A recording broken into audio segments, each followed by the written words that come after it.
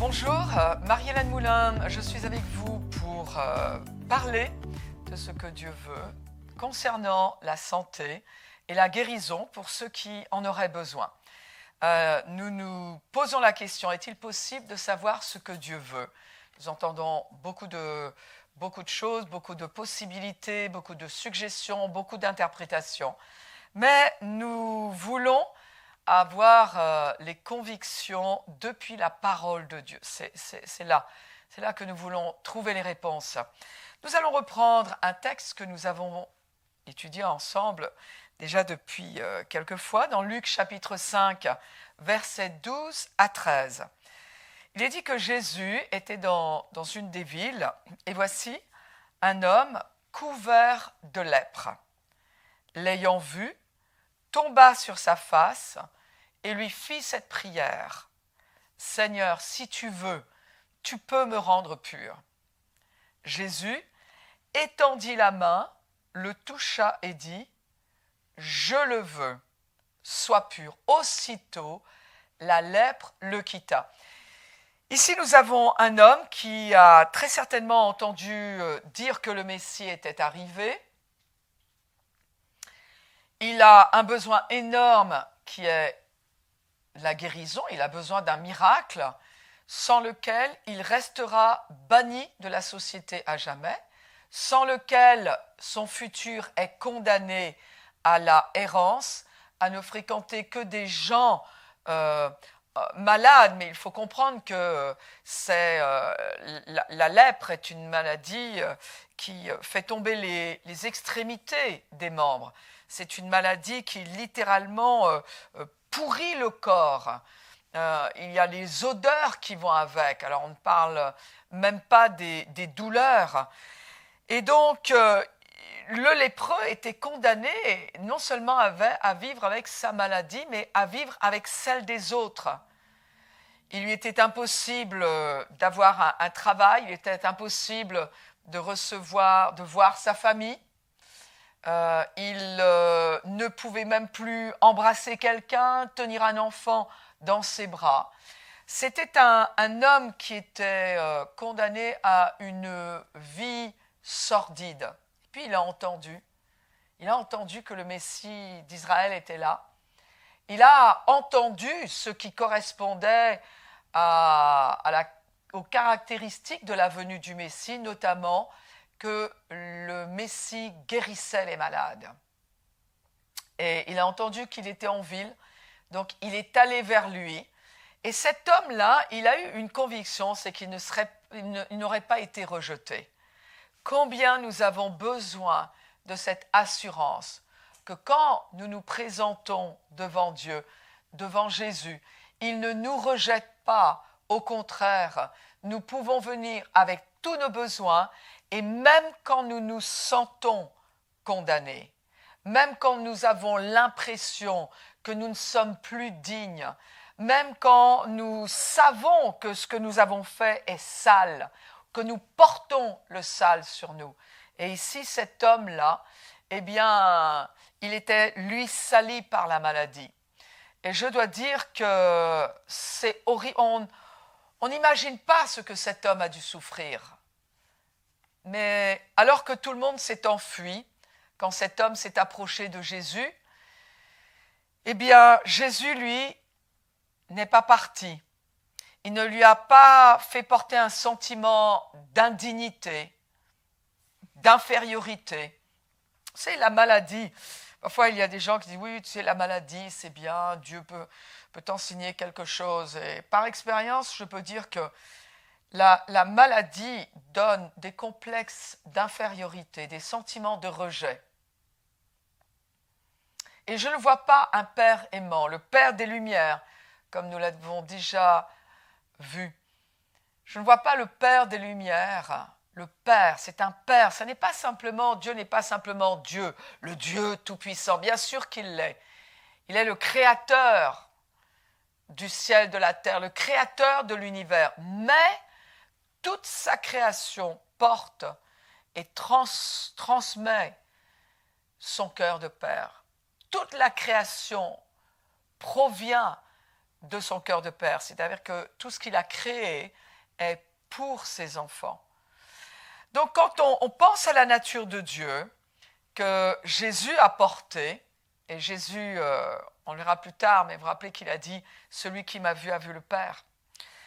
Et Jésus donc se trouve, lui qui est parfaitement saint, qui ne porte aucun péché, il n'a aucune trace de maladie, mais il connaît la qualité de la vie éternelle, la qualité de la vie qui est en lui, qui est en nous maintenant si nous avons accepté le Seigneur comme notre Seigneur et Sauveur personnel. Il sait que cette qualité de vie-là le protège. Et puis surtout, il veut faire savoir à cet homme qui est rejeté, il veut lui faire savoir qu'il l'aime, qu'il l'accepte tel qu'il est. Alors quand cet homme vient, il lui pose cette question, « Seigneur, si tu le veux, tu peux me rendre pur. » C'est-à-dire, mon Dieu, je n'ai aucun doute quant à ta capacité. Je sais que tu es tout-puissant. Tu peux tout, rien n'est impossible à Dieu, dit l'Écriture. Et Maître, je crois que tu peux me guérir, mais le veux-tu? Parce que si tu peux et que tu ne le veux pas, alors je n'obtiendrai rien. Imaginez quelqu'un que vous connaissez et qui est, par exemple, très très aisé et que cette personne-là vous dise, tu sais, quand tu as besoin de quoi que ce soit, viens me voir, je t'aiderai. Puis un jour, bien justement, vous avez une facture peut-être que vous ne pouvez pas payer ou un projet que vous avez envie de concrétiser mais manque de finances. Alors vous vous rappelez de la promesse que votre ami vous a donnée, vous a faite. Alors, il y a deux possibilités. Ou vous connaissez bien cet ami, vous savez que c'est un homme de parole, peut-être une femme de parole.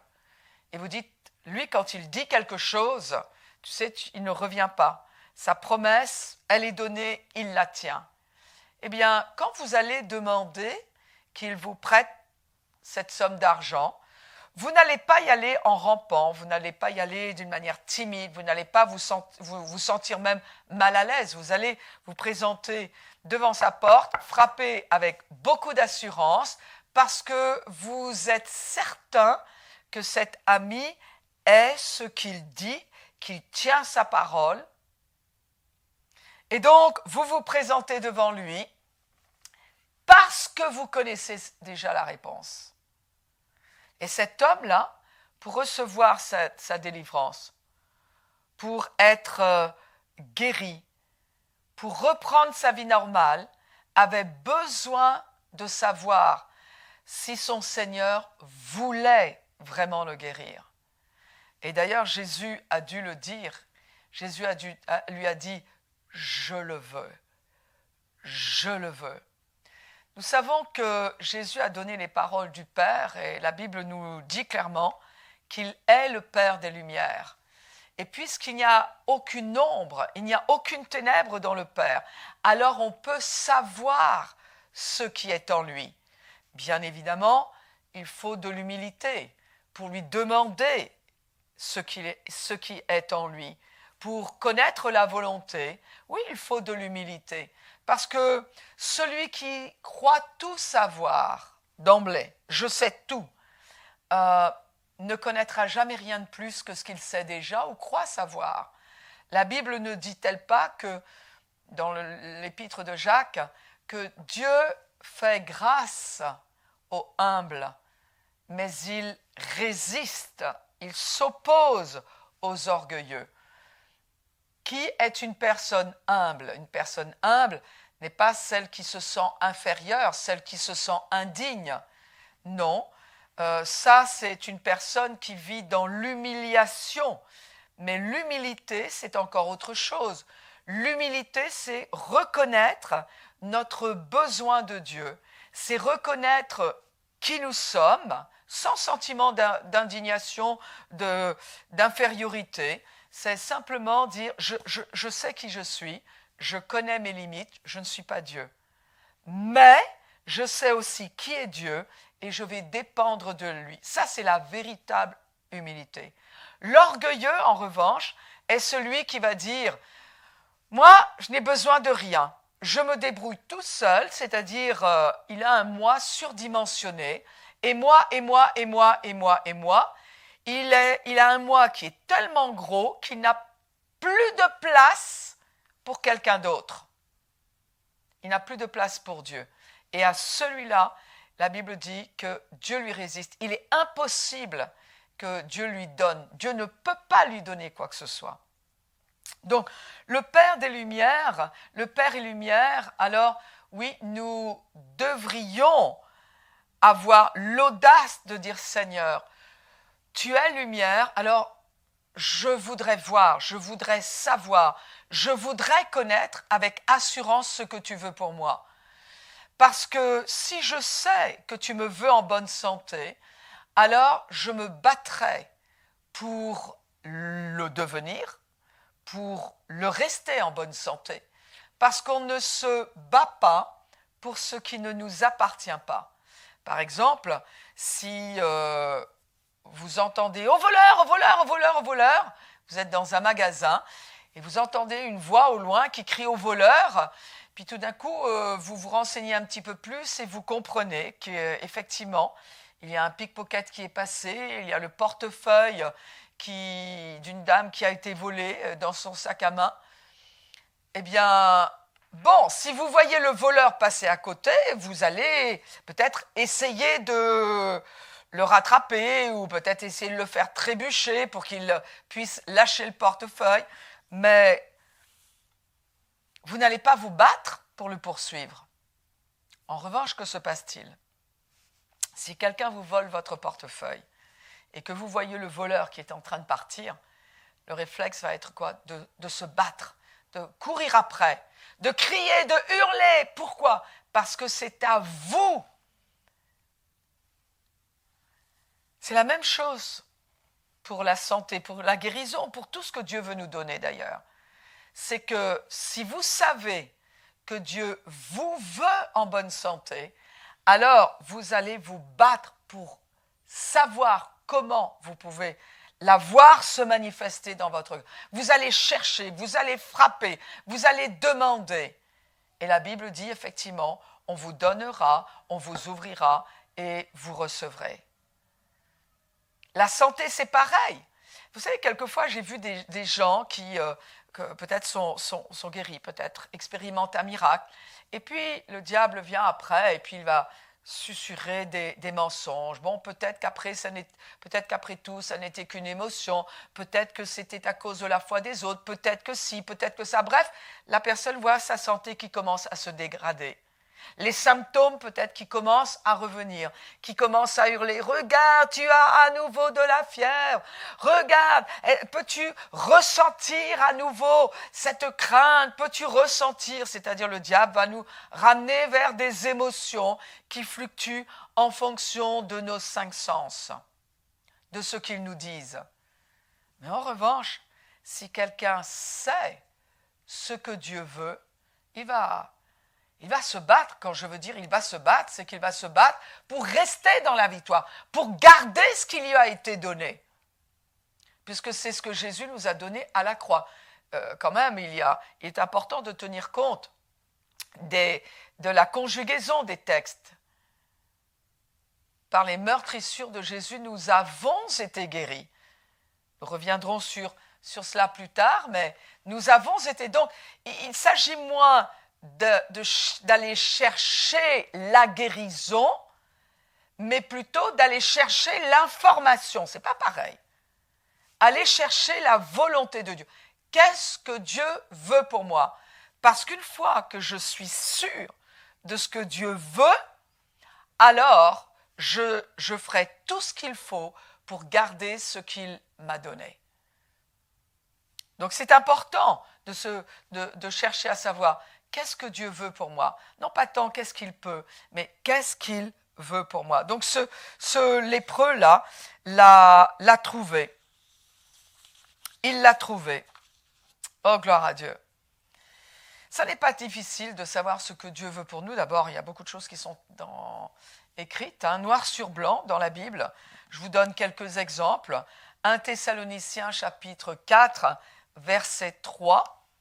Par exemple, le texte dit ici, « Ce que Dieu veut, c'est votre sanctification.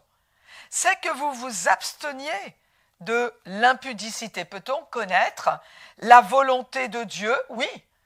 Contrôle ton corps, contrôle tes émotions, ne trompe pas ta femme, parce que c'est ce que Dieu veut.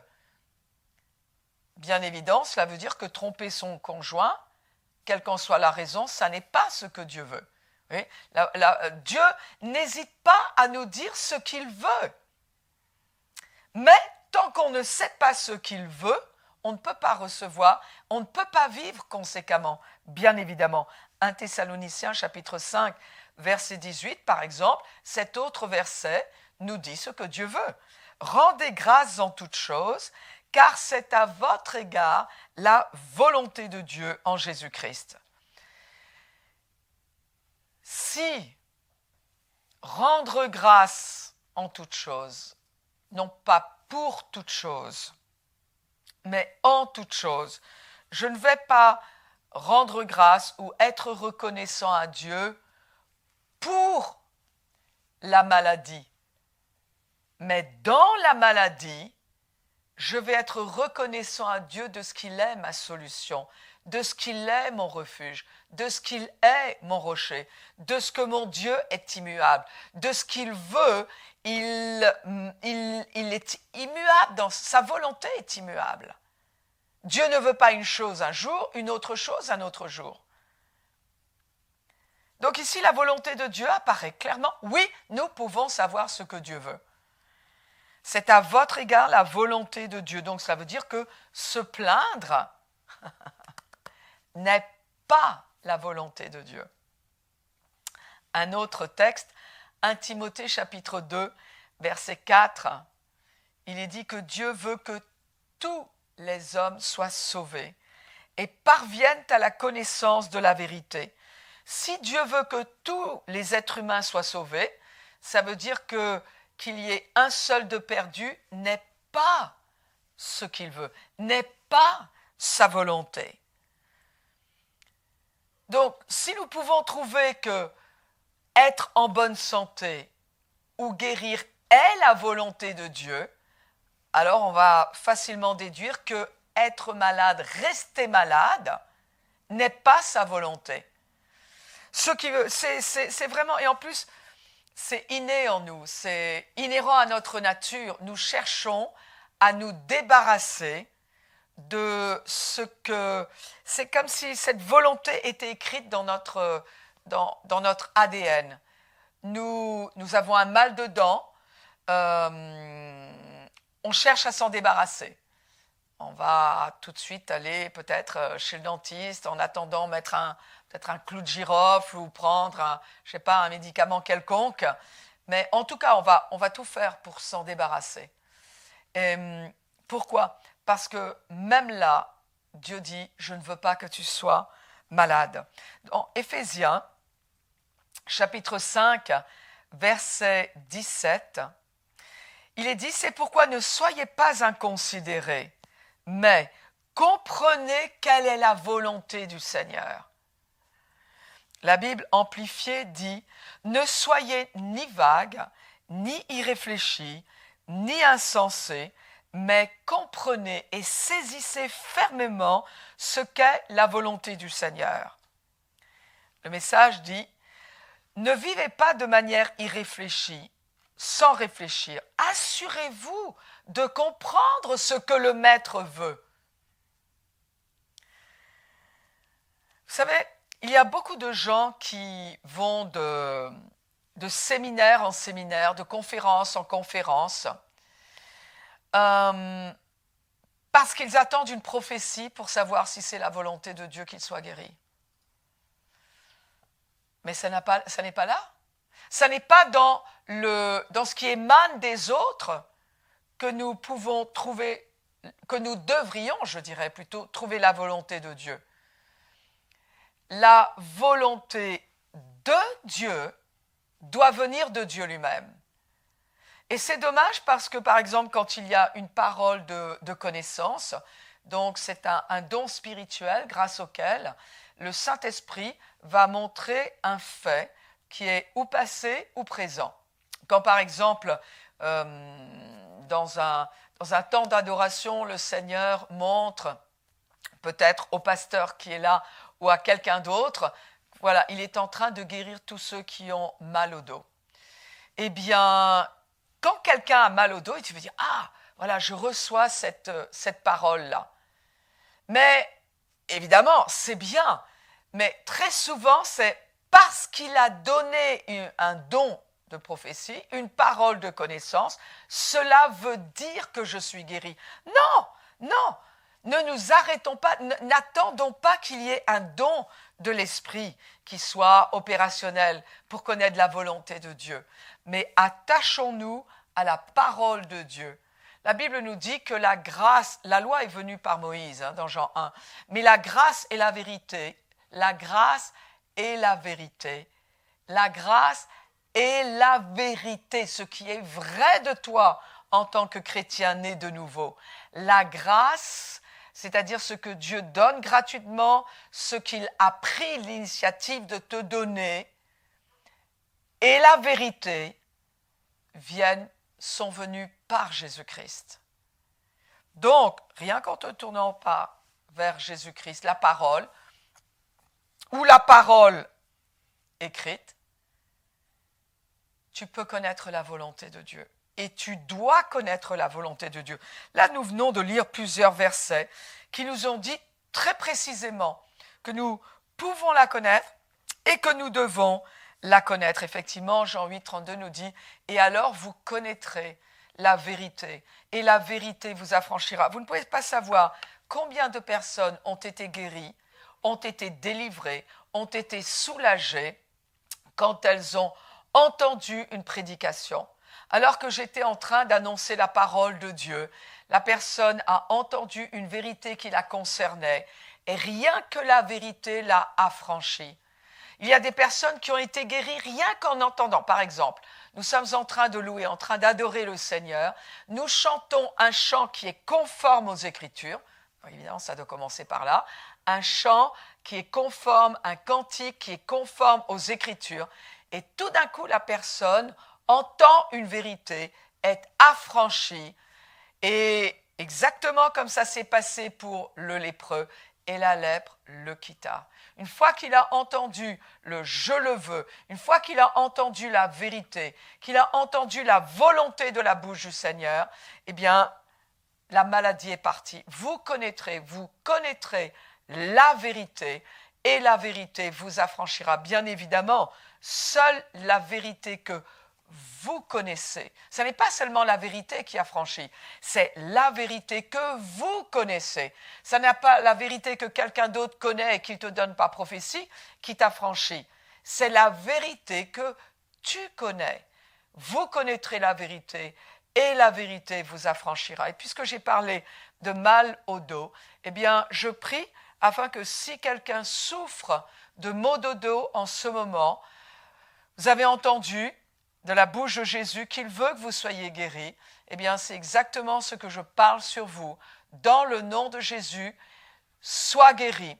Jésus veut que tu sois guéri. Alors, au nom de Jésus, maintenant, sois guéri. Je dirais, de sa part, je te le dis, sois guéri, lève-toi et marche. Parce qu'effectivement, je m'attends à ce qu'au cours de nos moments passés ensemble dans cette émission Eureka, il y ait des gens qui soient guéris, il y ait des gens qui soient soulagés, il y a des gens qui, à la fin de l'émission, remercient Dieu de ne plus avoir ces maux de tête parce qu'ils ont reçu la vérité. Je vous encourage à vous tourner vers le Père des Lumières. Je vous encourage à chercher la vérité d'abord dans le Nouveau Testament, lire la Bible à la lumière de la rédemption. Nous avons l'habitude d'entendre que le Nouveau Testament est caché dans l'Ancien et l'Ancien est révélé et l'Ancien est révélé par le Nouveau Testament. Donc, si la Bible est un livre nouveau pour vous, eh bien, lisez-la, mais surtout commencez par le Nouveau Testament. Je dirais commencez par les évangiles, peut-être commencez par l'évangile de Marc ou l'évangile de Jean. Notez toutes les fois où Jésus a rencontré des malades et puis peut-être souligner sa réaction face aux malades et face à la maladie. Et vous allez voir que jamais, jamais, jamais Jésus n'a dit non à un malade qui lui demandait d'être guéri. Jamais. Jamais Jésus n'a repoussé un malade en disant « Pouf, toi, tu es indigne à cause de… » Jamais. Il a accueilli le malade et il l'a guéri. Au nom de Jésus, soyez vous aussi guéris. Je vous dis à très bientôt, au plaisir de manger la parole de Dieu. La Bible nous dit qu'elle est comme le miel, elle est douce comme le miel. Et vous connaissez une des propriétés du miel? Justement, c'est qu'il guérit. Que Dieu vous bénisse.